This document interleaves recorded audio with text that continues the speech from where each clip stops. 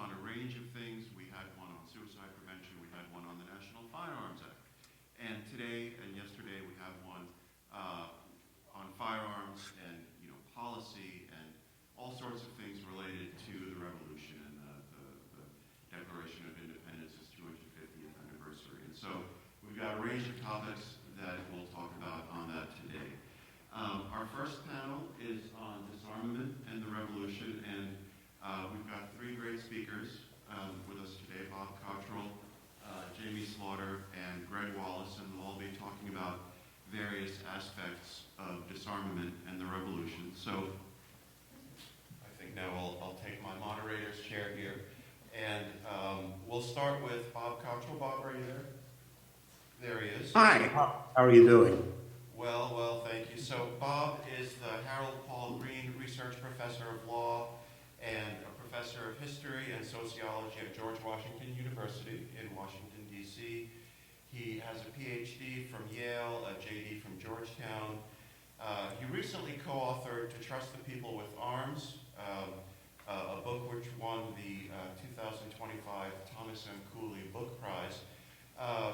One of his claims to fame, what everyone knows him for, is he wrote one of the first articles on race and guns with his co-author, Ray Diamond. And so he'll be our first speaker today, speaking about disarmament and the revolution. And then after him, we'll turn it over to Jamie Slaughter. So Bob, it's all you. Well, thank you. I thought what I might do is start us off by kind of setting the stage for what the world of race and arms was like before the American Revolution in the colonial setting. And it's a complex world. I think a lot of people simply assume that the right to arms or the habit of having arms was simply confined to white people during the colonial era. Instead, it's a much more complex picture that I'd like to try and sketch out for you, with perhaps special reference to Massachusetts and New England, which I think is really in some ways kind of different and kind of unique. One of the things to think of is that the English notion of the right of an individual to have arms in defense of his home and also to participate as members of the militia and as members of posses, that notion grows stronger and I think develops into more of a notion of right in colonial America. And it does so for a number of reasons.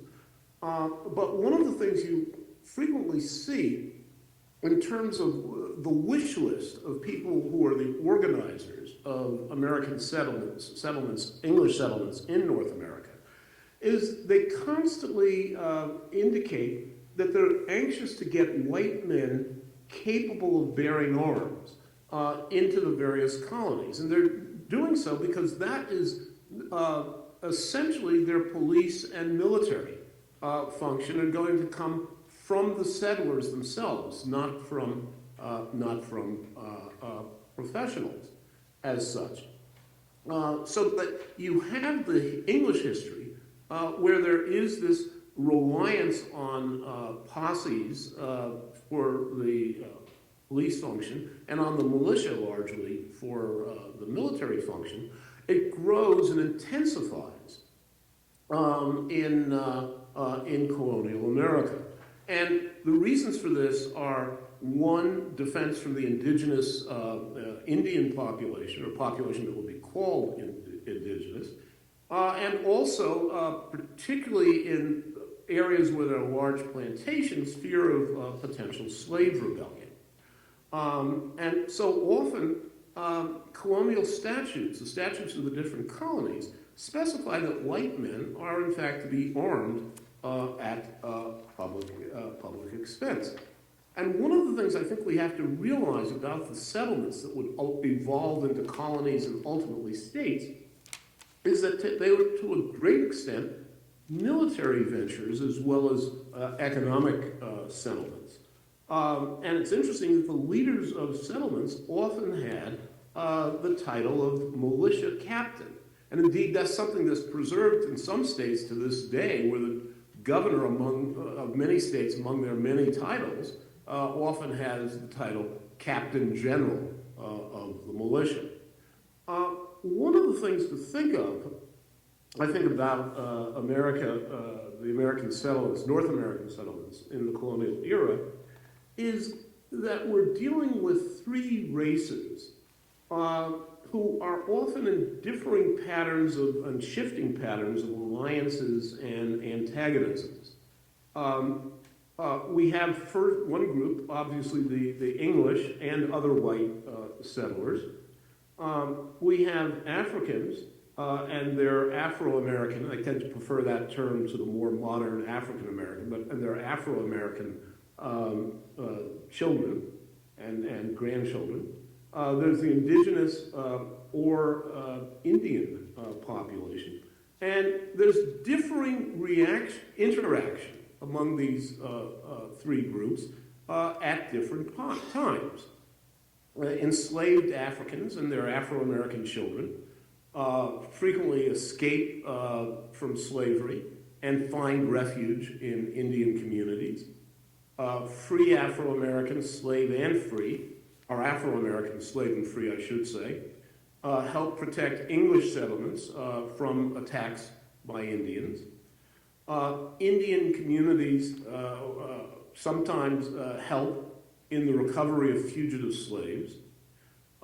South Carolina enlists free Negroes in the militia in the early 18th century, in part because of the paucity of white settlers.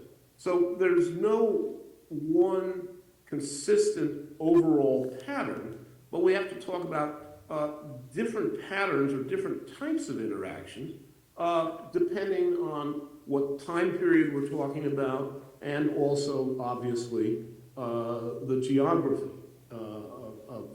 that is under consideration. There's a law of race and arms that develops, but it's very localized, and it varies by locality and also the intensity of slavery or the slave experience in a particular area. There are frequent legal restrictions in colonies with significant slave populations, which are brought about by large-scale plantation economies. There are fewer restrictions in northern colonies, in economies that are characterized by household slavery. And I should back up for a second. Students of slavery have tended to divide the slave experience into two categories.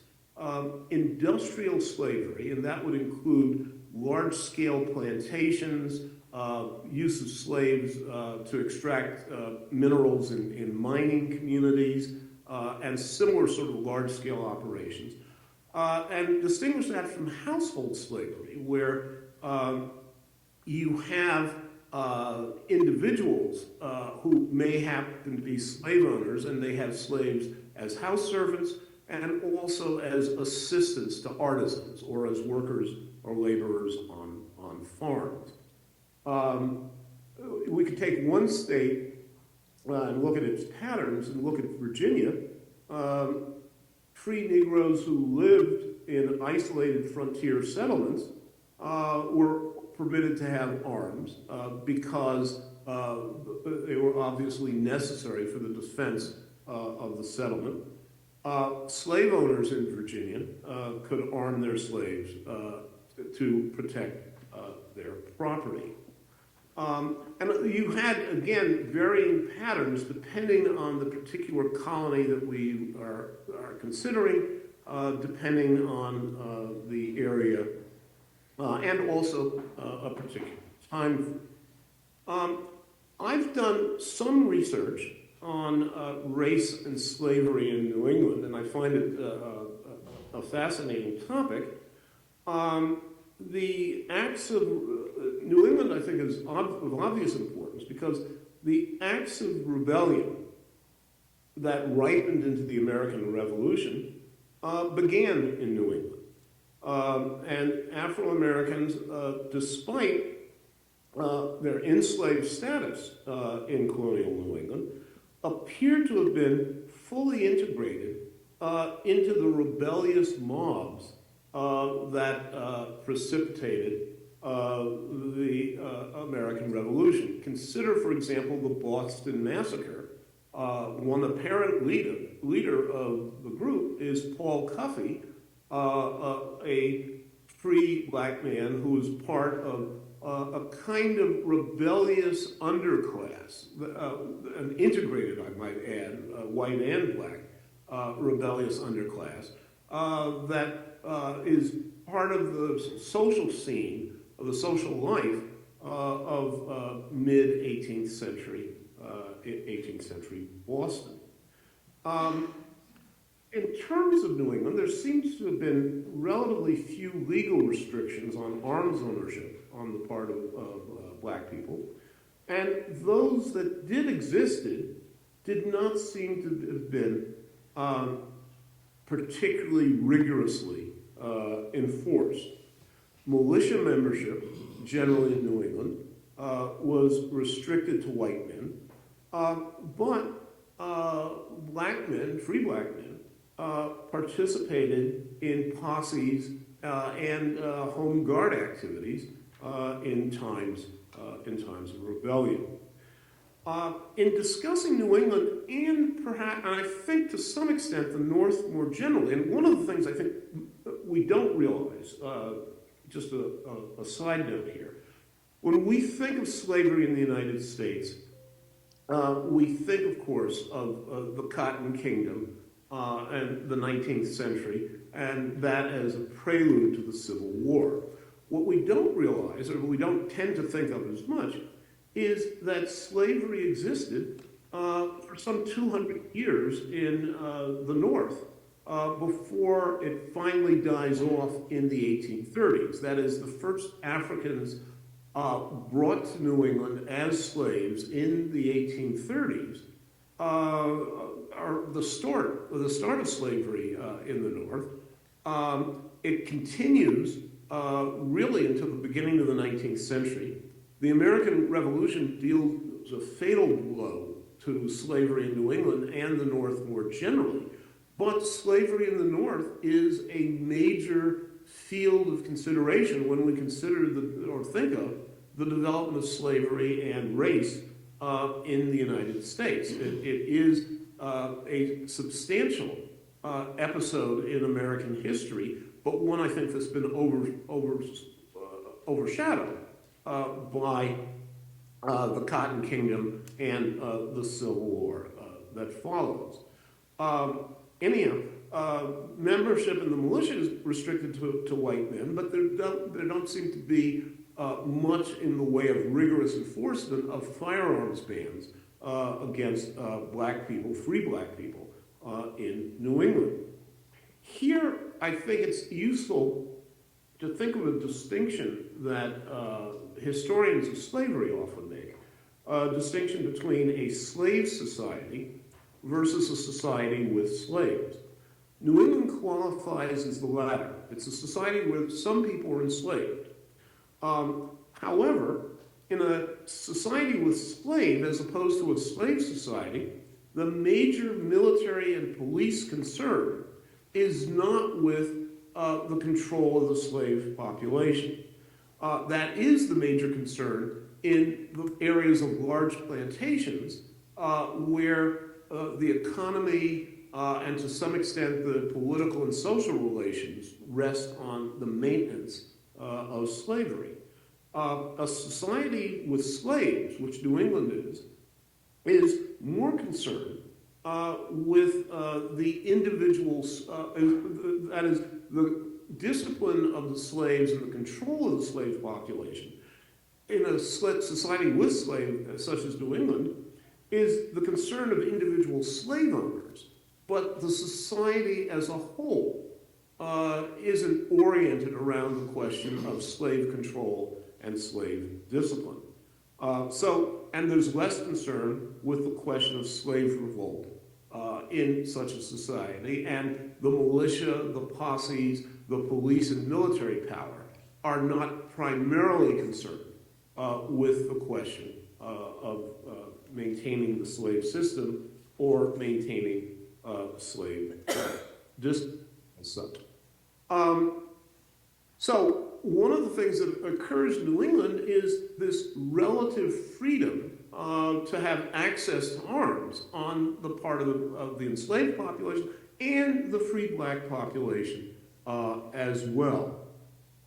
One of the things that does is it helps bring about what I would call a demonstration of what I would call the inchoate militia as opposed to the formal militia.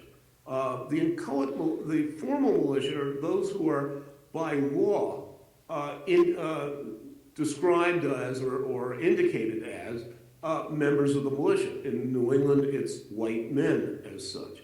The informal militia tends to be the whole population, at least in times of invasion, in times when the actual society is under threat. This inchoate militia, bringing in the entire population, brings in the black population in New England when the British, in fact, invade. And that leads to, or brings about, a high level of black participation in the American forces, the Patriot forces, during the Revolution. We see it initially in Boston, where the people who are resisting, the militia that is resisting the British, includes a fair number of black men, even though technically the militia is confined to white men, at least by statute. But the actual militia, the inchoate militia, includes the black population, which in fact had access to the arms during the colonial period. It leads also to an interesting development, which is half the black men who fight on the American side during the Revolution come from New England, even though only 5% of the black population in the North American colonies that would become the United States live in New England. So 5% is yielding 50% of the blacks who participate in the Revolution. I believe the figures are 2,500 black men from New England fight on the American side in the Revolution, and 5,000 black men serve with American forces during the Revolution. One of the things that does is it brings about the death of slavery in New England. It's impossible to keep that population that had participated so heavily in the Revolution enslaved. And so New England, after the Revolution, in fact, even during, begins developing the legal mechanisms to end slavery. Some states, Massachusetts and Vermont, ended immediately by simply looking at the state constitutions and saying, our state constitution says all men are free and equal. That obviously precludes slavery. States like Rhode Island, which by the way is the closest state in New England to being a state of industrial slavery, enacts that there are significant sized plantations in Rhode Island with enslaved mixed workers, enslaved black people and Narragansett Indians. Rhode Island and Connecticut enact gradual emancipation statutes, which basically bring about the end of slavery by the 1810s. The history, I think, in New England is interesting, or the colonial history is I think, interesting, because I think it illustrates perhaps several different things. One, that we can't make easy blanket statements about race and arms in the colonial era. Two, we need to make a distinction between New England and other places in the colonial era, illustrate a difference between the statutory militia, that is, those who were formally enrolled or designated as members of the militia, and the de facto militia. What happens when the colony is invaded? Who ends up as part of the resisting forces?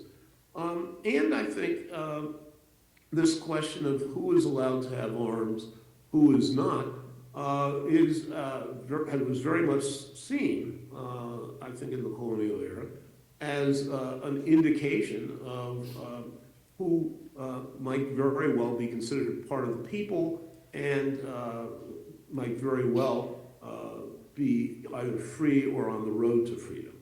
So let me let it rest there, and certainly available for any questions or thoughts you might have. Okay, thank you, Bob, very much. Our next panelist today is Jamie Slaughter. Jamie has a PhD from the University of Wolverhampton. I can't imagine I said that correctly. I just said it the way the letters go, so apologies if I misstated that and anyone's an alum. Multiple graduate degrees in history and education as well. His research spans European and American military history. He recently wrote a book, Air Power Over the Rhine, that came out this year, which examines late World War II operations. So, Jamie, are you with us? Oh, there he is. I'll turn it over to you. Hello, thank you. Good morning. Excuse me. I really believe that you need to have a little bit of background information on the legal system as it comes to the bearing of arms in the colonies before we discuss the confiscation of them, especially by the Patriot cause during the course of the war. So I'd like to take a few moments to just review precedent and tradition, and this will help, I think, explain some of the controversy around this issue particularly. In England, as far back as the Anglo-Saxon era, it was common for men to be armed and bound by oath, part of the militia, so to speak. Very similar in some senses, and not completely, to what we see in colonial America. Weapons were often gifts from kings, and the gifts from kings, as in the form of a weapon, was often a way of tying the king to the king's man, or the king's servant, so to speak, or the king's subject. These were very frequently heirlooms passed down over the course of several generations, and the intent very often with that sword or spear or whatever being handed down was that the bond was handed down as well. Later in the Middle Ages, it was law that men between the ages of 15 and 60 in England had to possess a longbow. The Assize of Arms in 1181, the Statute of Winchester in 1285, both reinforced this idea. All men were required to meet at the butts, which is basically the archery range, after church on Sundays, and the butts were maintained by local nobility. So this is a system by which you have a continuation of free men being armed in England over the course of time. We can continue this into the 17th century with the Declaration of Rights, 1689, which does make a distinction for the first time that Protestants are able to bear arms, and it doesn't forbid Catholics from bearing arms, and it does allow Catholics, rather specifically in English law after this does as well, to keep arms for their own personal defense, but this is the first time we see a religious restriction placed upon this, and we'll get to how this develops in the colonies a little bit later on. But again, they're not barred for personal defense specifically at no point. Catholics are allowed to keep their weapons, and the law does specifically reinforce this. Now, this leads to another question. What were the laws of the colonies like? And I'm going to probably review a little bit of what Bob just said, and if this is a little repetitious at points, I apologize, but it's kind of pertinent. In the colonies, most men were required to be armed. And if they weren't able to afford arms on their own, they were provided with arms. Connecticut, Virginia, New York, amongst others, held this requirement that men had to be armed. And this was a promotion of firearms ownership, not a restriction of it. These firearms are owned by the individuals. They are not owned by the state. They are not kept by the state. The colony, rather. And it is, again, a legal requirement.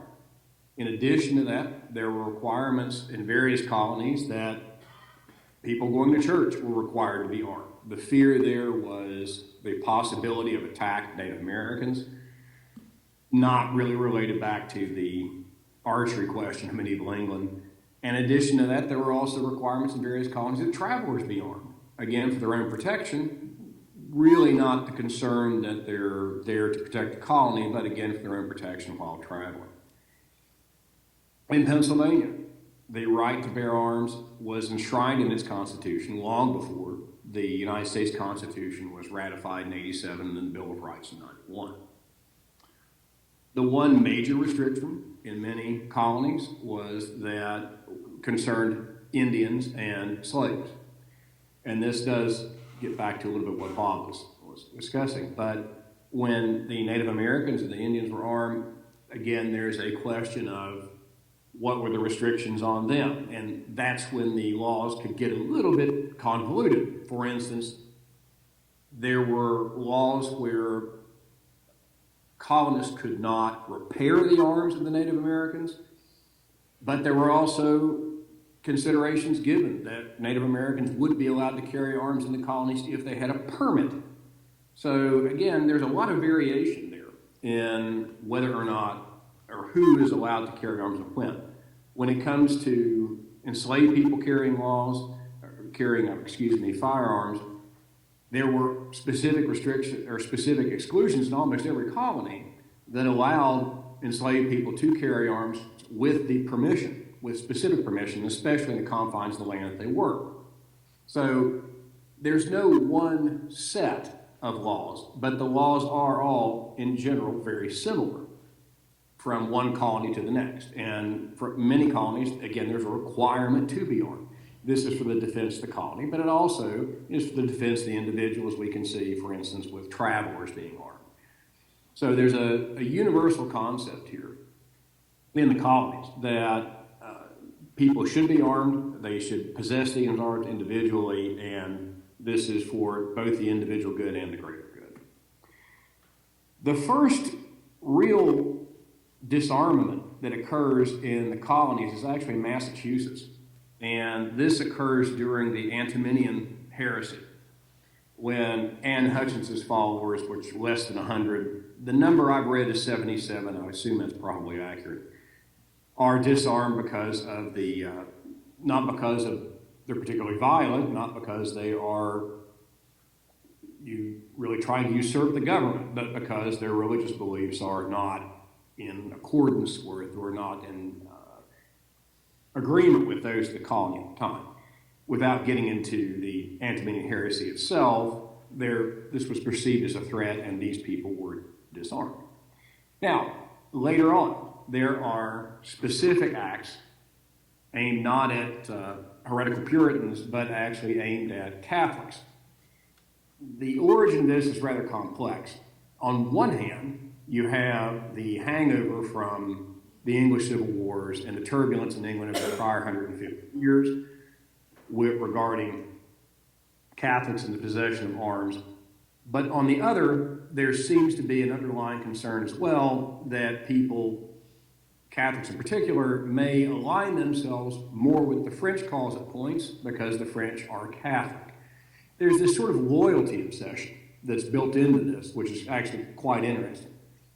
And when it comes to Catholics bearing arms and restrictions upon Catholics, what you'll find is there are several colonies that are going to either restrict or try to pass legislation to restrict the possession of arms by Catholics in the colonies. Amongst these are Maryland, Pennsylvania, and Virginia, all three of which basically take some action on this during the course, really, of the French and Indian War. There are also some other legal aspects of this to understand. For instance, Catholics were often exempted from militia duty, but they were taxed doubly in order to kind of compensate for the fact that they weren't part of the militia in some places.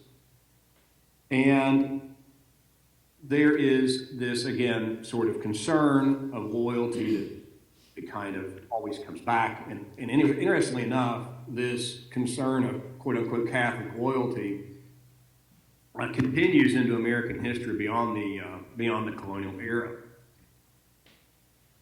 In addition, if the Catholics in question or other people in question were not or would not or would refuse to take an oath of loyalty during the period, they were also refused the possession of arms. However, at no point were they completely disarmed, because again, they were almost always allowed to maintain their arms for personal defense. Basically, the concern seems to be that they weren't allowed to accumulate enough arms to be a threat, is really the issue. In 1756, for instance, Virginia passes or contemplates the act of disarming papists and reputed papists. But again, it's not total. Again, the legislation does not suggest the total disarmament, but again, more arms that are necessary for self-defense is really the verbiage associated with it. Virginia, again, like most of the colonies, does have restrictions for African Americans, Indians, and people of mixed race, actually are even mentioned in some of the legislation. In Pennsylvania, it's a little different. In Pennsylvania, there are some arms confiscations during the period of the French and Indian War, but there has to be a warrant, and there have to be two justices of the peace who will actually basically sign on to the warrant stating that this person may consume or may constitute a threat to the colony. And there does not appear to have been a provision of self-defense for this one, nor does there appear to have been any possibility for the reclamation of arms afterwards or after the period is passed. In other colonies, that does seem to have been the case.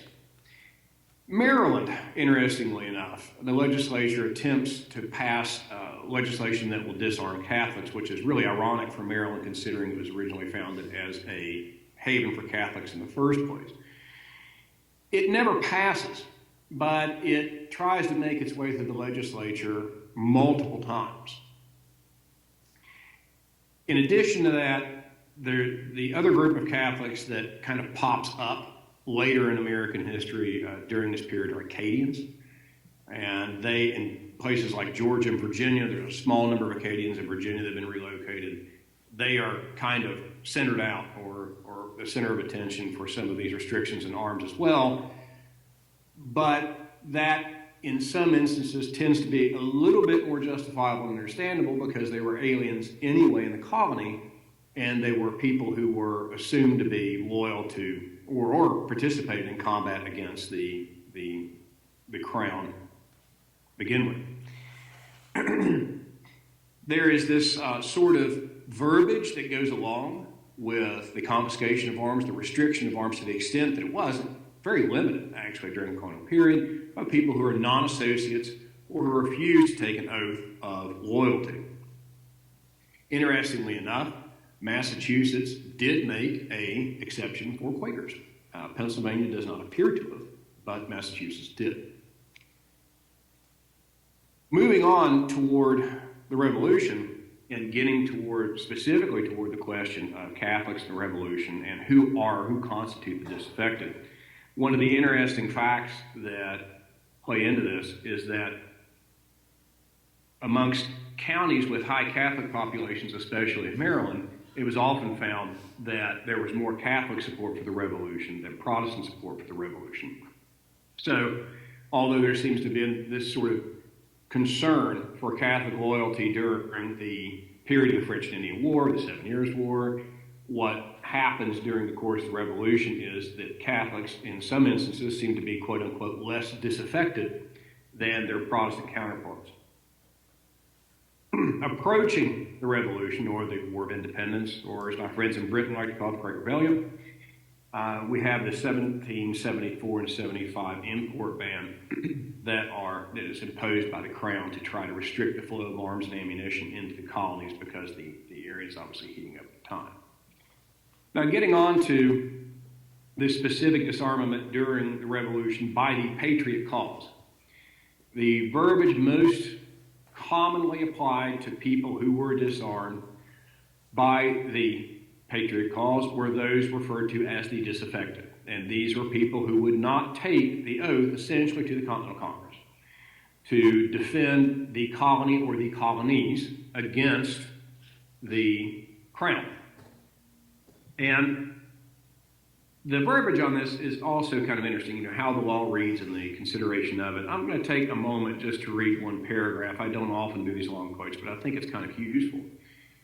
Resolved that it be recommended to the several assemblies, conventions, and committees or councils of safety, the United Colonies immediately to cause all persons to be disarmed within their respective colonies who are notoriously disaffected to the cause of America, or who have not associated and shall refuse to associate, to defend by arms these united colonies against the hostile attempts of the British fleets and armies, and to apply the arms taken from such persons in each respective colony in the first place to arming the continental troops raised in said colony in the next, to arming the troops that are raised by the colony for its own defense, and the residue to be applied to arming the associators.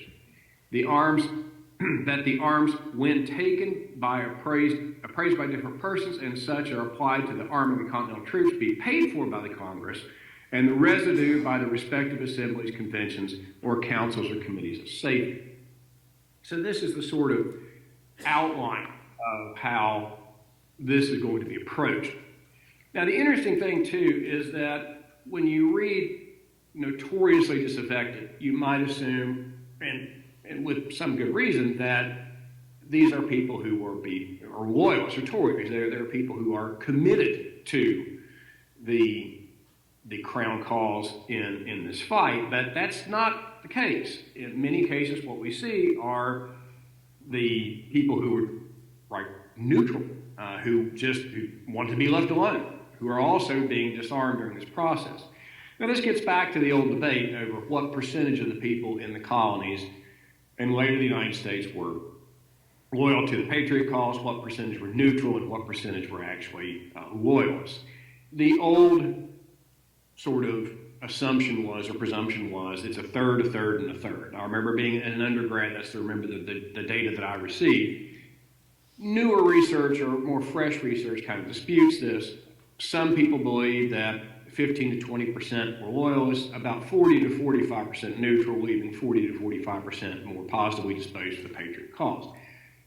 But within these big numbers, there are some issues as well, because there are regional and local differences when it comes to this. So the number of people affected, if we look at these numbers, is probably going to come out to something like, still in the same neighborhood of 50 to 60% who are potentially affected by the disarmament as being, quote unquote, disaffected.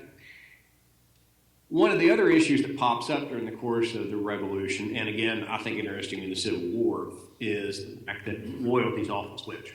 And people will fight for, some individuals will end up fighting for the Crown for a while, and then fighting for the Continental cause, the Continental Congress for a while, the United States for a while, and will switch back and forth. And this kind of meandering loyalty probably also created an interesting number of problems in trying to enforce this law.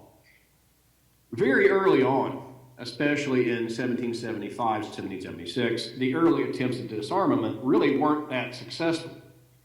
For instance, the committees of observation and inspection often were largely unarmed themselves, and unarmed people going to an armed person's house and saying, "Give us your guns," generally doesn't work out too well.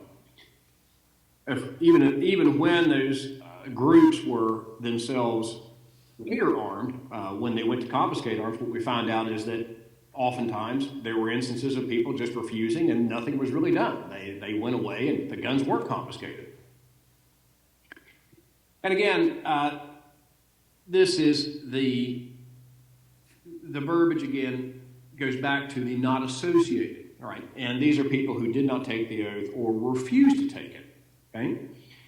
In Pennsylvania, there were, again, collections of arms, but there was considerable resistance to this, again, and many times people would be visited 3, 4, 5 times by people attempting to collect their arms, and the refusals would continue and nothing was really done. In New York, a little bit different. And again, this is not all-encompassing. These are just specific examples. In New York, there are large numbers of Highlanders who are disarmed, or descendants of Highlanders that are disarmed. In New York, some of these people who are disarmed are also jailed, which they don't appear to have been in Pennsylvania. So the extent to which the law goes to allow these people to be disarmed and how to dispose of them afterwards also varies differently from colony to colony, or maybe by this point we could say state to state.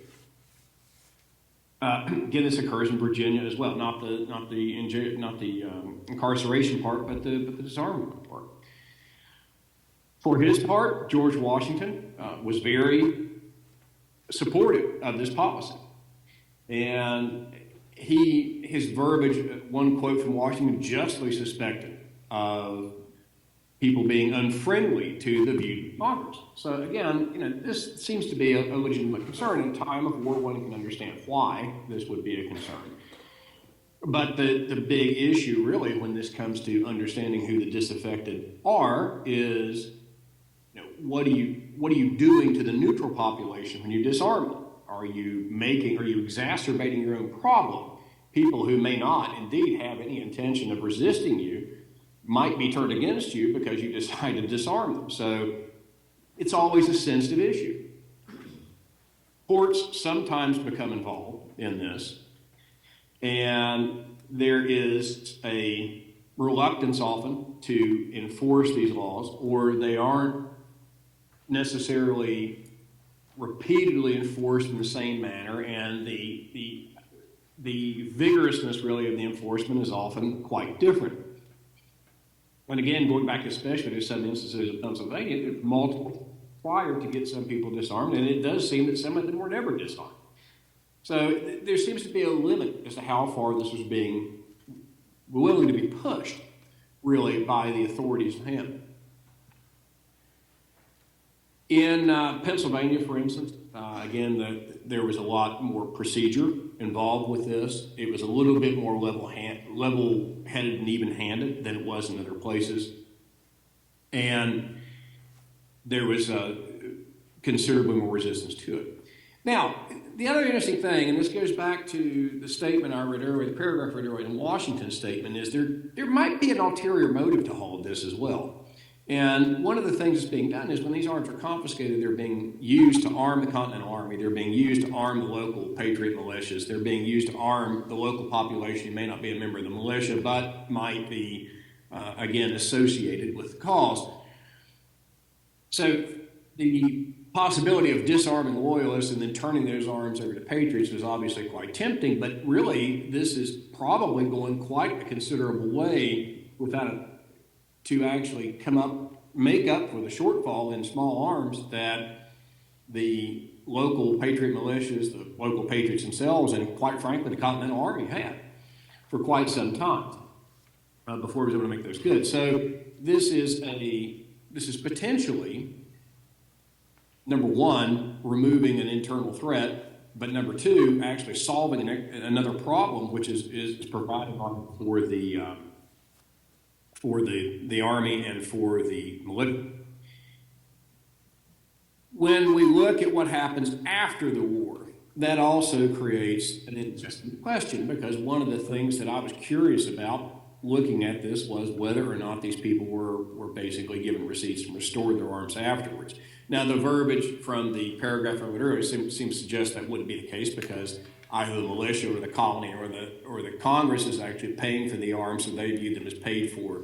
And indeed, following the war, there's very little record that I can find there was even any attempt to give these arms back to their original owners, and there probably was no reasonable way to do it anyway, considering there wouldn't have been receipt serial numbers, et cetera, that would have made this possible. However, the loyalists that remained in the country, and even, for instance, some of the Germans that remained in the country that come over mercenaries decided to stay here, were basically, quote unquote, kind of forgiven for it. They were in a way, and I think this may have been, this is a little bit of 2025 verbiage, but it kind of makes sense. They were kind of reassociated by default. And there was really no attempt to prevent them from bearing arms afterwards. So many of these people who either didn't side directly with the Patriot cause or fought directly against it weren't restricted from owning arms for the most part, or any record of it after the war. And again, this could be due basically to the fact that the immediate danger had passed. So realistically, what we have here is a very clear record that not only arms were a necessity, not only was it legal, it was required, and it was expected of people. And this was an individual right; it wasn't a collective right. It wasn't something that wasn't the right of the colonies, etc. And this was well established and well understood, and that at any point, either prior to the revolution or during the revolution, the confiscation of these arms was very controversial, and it was often resisted. And it was resisted based upon tradition, precedent, and law. So it's a interesting look at something that we don't often hear, don't often see much about, because most of the American narrative on this after the Revolution was about the British confiscating arms. So this gives us an interesting sort of view of the complications of the period where both sides are actually disarming those who they deem to be either disaffected or unassociated. Thank you. Okay. Thank you, Jamie, very much. Our next speaker is Greg Wallace. Greg, in addition to being my co-author on the Firearms Law and the Second Amendment textbook, is a professor of law at Campbell University. Excuse me. He specializes in and teaches constitutional law, and specifically in that area also teaches on the right to arms and free speech. He holds an LLM and an SJD from the University of Virginia School of Law. And here it is, he co-authored Firearms Law and the Second Amendment, and his scholarship has been cited by multiple courts at the state and federal courts at multiple levels. And Greg, thank you for being here, and I'll turn it over to you. Well, thank you. I appreciate so much George and Ashley and the Firearms Research Center at the University of Wyoming College of Law, where I have the privilege of being a fellow there, inviting me to be part of this. I appreciate that, and certainly give kudos to my other panelists here. They are the real experts in this area. Not me, but I appreciated Jamie's talk about the disarming of the notoriously disaffected during the pre-revolutionary period there, and then mentioning at the very end the British disarmament, because that's where I want to take up and talk a little bit about the British disarmament and try to identify a few lessons for us today. My area of expertise is more on modern gun bans, and I want to try to draw a few lessons today for something that was discussed in last night's fireside talk chat there about assault weapon bans. So the British disarmament during the revolutionary period was focused around three things, and particularly the American, the colonial reaction to it. One was the 1774 import ban on firearms and gunpowder. The second was a number of events that occurred in 1774 and 75 concerning that involved the confiscation of firearms and gunpowder from local governments, and in some cases, a few cases, individuals. And then, probably most alarming about A little bit closer to the mic, okay? All right, there we go. Thank you, Ashley. Sorry about that. And then probably the thing that aggravated the Patriots the most was the British use of violence in effecting these confiscations in some instances. Now, the colonists understood self-defense to include a defense against tyrannical government as well as the common criminal. You had a number of the early state constitutions. A great example is from Pennsylvania, where the right to arms is a right to arms for defense of themselves and the state, the Constitution says. Particularly after the Revolution in the early 1800s, you had, I think, 10 of the new state constitutions protecting the right to arms for defense of themselves and the state, while maybe, I think, a minority of 4 just for the common defense. I love what the Patriots of Lancaster, Pennsylvania said in their Hanover Resolves in June of 1774 when they commented that the British use of military force to enforce unjust laws, they said, "We leave our cause to heaven and our rifles." So let me give you just a couple of, a quick overview of some of the British, the instances of British disarmament. Jamie mentioned the powder alarm in September of, Jamie mentioned the import ban, but before I go there, I want to say something about the powder alarm. It was one of the early situations that occurred where British soldiers sailed up the Mystic River and seized hundreds of barrels of gunpowder from the Charleston Powder House that belonged to the local government. Now, General Gage, since these were British colonies, General Gage actually was within his legal authority to do so, but this began the colonist response that started from this instance and some other early instances of British confiscation was that the colonists tended to take control of their local militias and ended royal authority over them. So they threw off British control of the local militias and set up that control at the local level. Now, in the fall of 1774, General Gage directed the army in Boston to conduct warrantless searches for arms and ammunition. The Massachusetts Provincial Congress, which was formed after Gage disbanded the official Congress there in Massachusetts, they adopted a resolution condemning the military rule and Gage's unlawful seizing and retaining large quantities of ammunition from the Boston arsenal, and that the Provincial Congress urged again the formation of local militias. In October of 1774, Lord Dartmouth, who was over the American colonies in England, ordered Gage to disarm New England to the extent possible. This was followed by the import ban, I think Jamie mentioned here, which King George banned arms and ammunition from being imported to America. It was actually a restriction, not a complete ban. You could do that if you got a permit, but no permits were really granted. Again, Massachusetts, in response, encouraged more local arms manufacturers, and you had, in response to this import ban, independent militias continuing to arise in most of the colonies. In April of 1775, we had the confiscation of gunpowder, and I learned last night that they were actually looking for some cannons that had been sequestered away at Concord. Armed conflict broke out at Lexington first.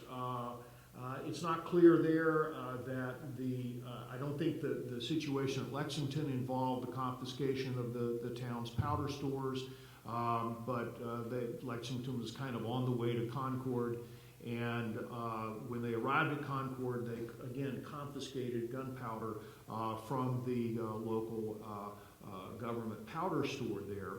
Now, most of you probably have learned that in the colonies, gunpowder was often stored in a central location in a particular whatever town you're going to be there for safety purposes. You didn't want to keep a lot of gunpowder at home because if somehow it was ignited, it would burn your home down and maybe set on fire other homes as well. So for safety purposes, these gunpowder stores existed, and occasionally these armories, if you would, held firearms that were owned by the public there for those people who could not afford their own firearms. And so these armories contained both large stores of gunpowder and the firearms. And what happened when the British began to move against these was that the colonists took out a lot of gunpowder and secreted it away from British access. In April of 1775 as well, you had royal authorities who seized 20 barrels of gunpowder from a public magazine in Williamsburg, Virginia, and there they left the firearms behind, but they removed their firing mechanisms. So in that sense, they disabled those firearms that were there at the public armory. In April of 75 as well, lots of things going on that month. General Gage offered to let Bostonians leave the city if they surrendered their firearms. Around 2,500 guns were deposited with General Gage, including about 1,800 rifles. But after giving up these arms, General Gage initially refused to let the people leave. He believed that many of them had secreted the most efficient, most effective arms away. He thought that they had just given him what he called their training arms.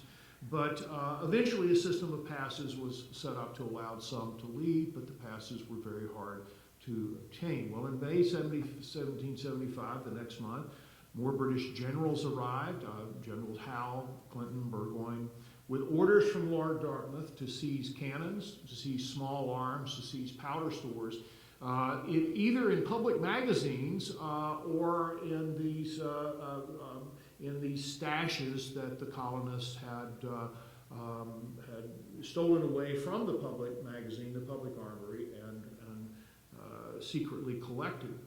On June 19th of 1775, General Gage imposed martial law and renewed his demand for Bostonians to surrender their arms. He promised them He promised them that he would return them later. On July the 6th, the Continental Congress issued a declaration of the causes and necessity of taking up arms, in part denouncing General Gage's efforts to disarm people of Lexington, Concord, and Boston. Again, more independent militias spread across the colonies.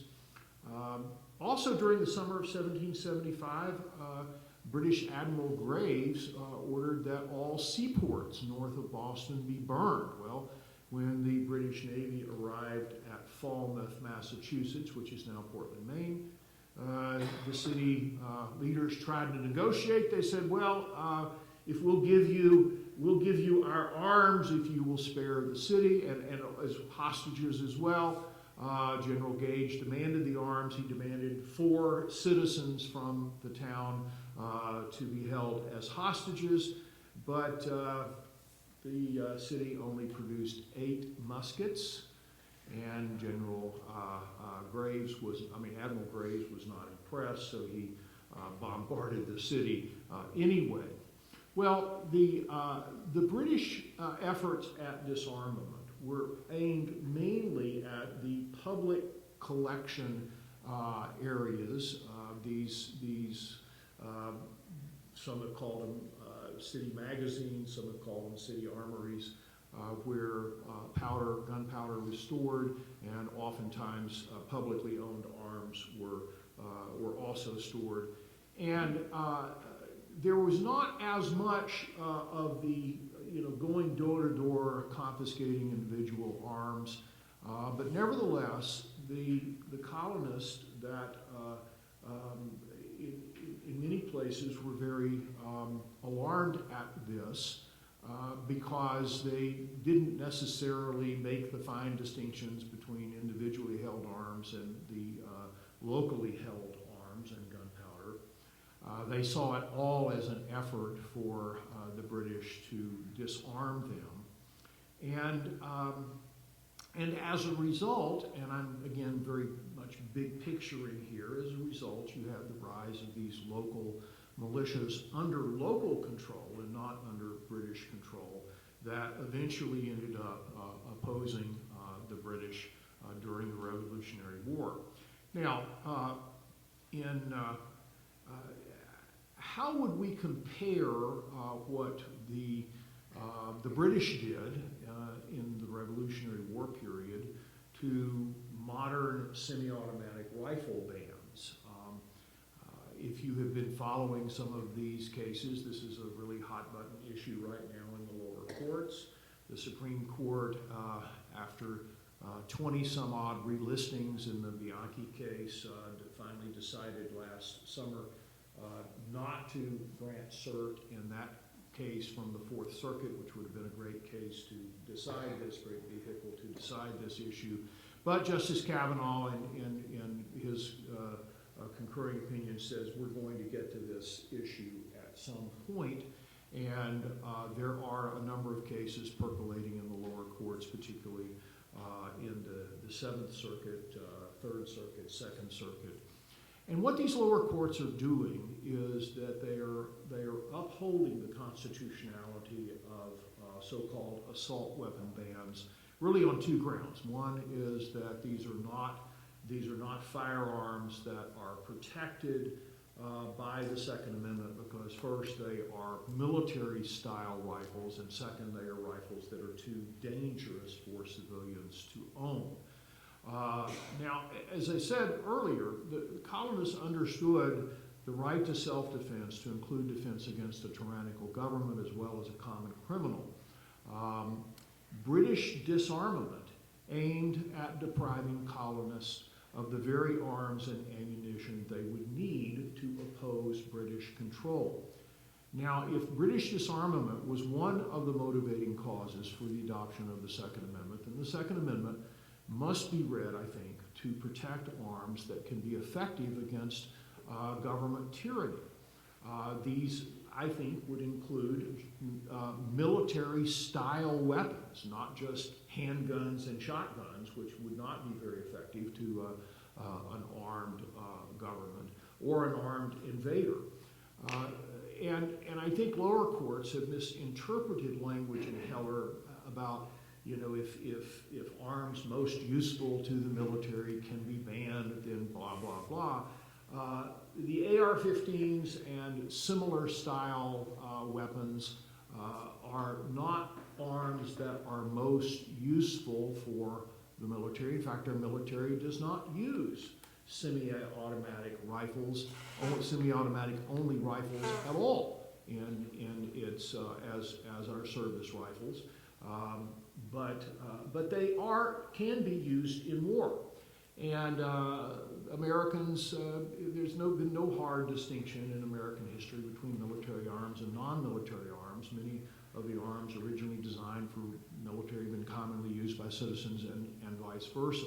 I think one of the strongest arguments against these assault weapon bans is that they are banning weapons that historically have been understood to be the most effective for self-defense against tyrannical governments or other types of outside invaders. And the design of these assault weapon bans is to leave the American public with nothing more than handguns and shotguns to defend ourselves against, to provide for a common defense.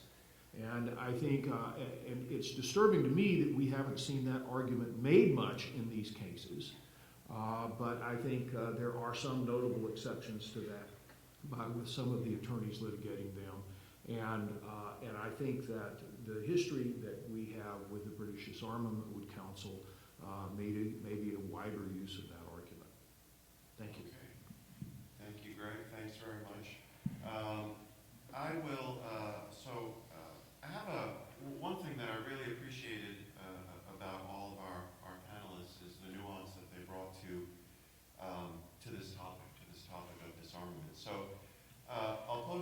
question to everyone, or maybe I'll pose two questions and I'll ask each of our panelists to spend maybe 3 minutes or so kind of answering it as they see as the right answer. So really two-part question. So one, what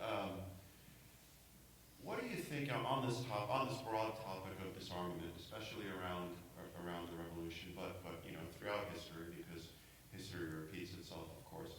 What are the common misconceptions out there that the kind of language and ideas and propositions that are thrown around in the public discourse and maybe in the school discourse? Jamie, for example, and I heard the same number Jamie did in high school and college, that it was about a third. Jamie gave us some nuance to that and gave us a lot more nuance on other topics. So what are some of the common misconceptions out there on this topic of disarmament, related to the revolutionary era and perhaps going forward? And what also are the common themes? What threads in what each of you talked about are common and correct, and which one, and where are the sort of interesting, maybe unexpected nuances in these areas?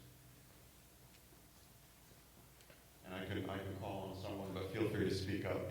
I'm a law professor. I can call on people.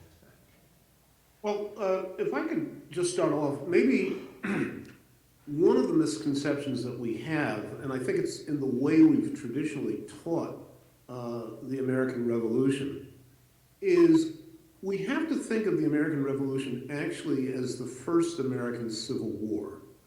And that is, whatever the percentages actually happened to have been, there was a substantial loyalist population. The British managed to raise loyalist militias, and therefore the American efforts after the war to disarm former loyalists or people who had loyalist inclinations has to be understood within that context, which is that basically this was an attempt to disarm the defeated side in a civil war, and we might want to reconceive it or think of it in that context. Yeah, I'd like to add to what Bob just said. I think two things. Number one, I used to think that sometimes the most frustrating, in some ways, topic to teach was the American Civil War, and I think now I've kind of considered it, actually it's more the American Revolution. And I think it's because of this sort of cultural mythology we have around the revolution itself. We always hear about British disarmament. We never hear about the fact that the Patriot cause actually disarmed people. And I think that traditionally plays into the American narrative of a them and us thing, and Bob's point about being an American Civil War is exactly right. It's us versus us with the British involved, not just us versus them. And I think we fail to teach that very well at especially all the way through high school. The other thing I'd like to say about this is, if we look historically, not only at just the American Revolution, but at other periods, and if we just even want to stick with history associated with Britain prior to the 20th century. But when we're looking at disarmament laws, people are disarmed because they are perceived to be a threat. And they are disarmed at various periods because there seemed to be a threat to the cause at hand. They aren't disarmed because of public safety issues. And I think this plays very well into the comments that were just made, that the Second Amendment in particular, and that the American tradition of keeping arms is to protect not only the individual, but protect from, ruffians or thieves or whatever, but also inherently to protect the individual from the possibility of a tyrannical government. And when we look historically at why people were disarmed, that's really the reason. It's not, the bulk of the history of disarmament actually revolves around disarming people who are perceived to be a threat or a potential threat or a future threat to a government. Any thoughts? Yeah, I think one common misconception that I encounter in the area that I work in is this is I think many Americans have forgotten this anti-tyranny justification for the right to arms. And I think we see this in these modern court decisions that say, well, just because something is a military or a military style arm, it's not protected under the First Amendment. That's not what Heller says. Second Amendment, that's right, thank you. That's not what Heller says. In fact, Justice Scalia, in that very section there, talked about sophisticated arms that are unusual in society at large falling outside the Second Amendment protection, but not all military or military-style arms. And so I think we tend to focus a lot on individual self-defense, but I think we have neglected the anti-tyranny. And let me say in response to Jamie's comment too, I don't think it's unusual for people to want to disarm others to whom they see as a threat. I think that's common sense. But at the same time, when it comes down to differences in politics, then that's another thing entirely. One thing I might add to that is just listening to you and everyone speak is that it's often forgotten that military arms are often born out of civilian arms, that the civilian and the military have the same arms. And in fact, the military has often come out against various forms of gun control on the ground that this will hurt our ability to get the arms we need because of the innovation that goes on in this space. So we have, I think... By the way, if I could just add, the distinction between civilian and military arms is total nonsense. As an Air Force officer in the 1980s, I qualified with the .38 revolver, which was the weapon prescribed for officers in the Air Force at the time. So do we outlaw .38s, the .38 revolvers, because the armed forces use them within recent memory? And one other thing I'd like to add, and I'm not an attorney, and I'm certainly not a constitutional scholar as such, but I think Miller versus the United States in 1939 also settled that one of the primary, this distinction that the Second Amendment actually applied to ordinary military equipment to contribute to the common defense, and to contribute to the common defense against what? And that's potentially tyrannical government or an invader. With that, I see that our time is exactly up, so please join me in giving a round of applause to our panelists.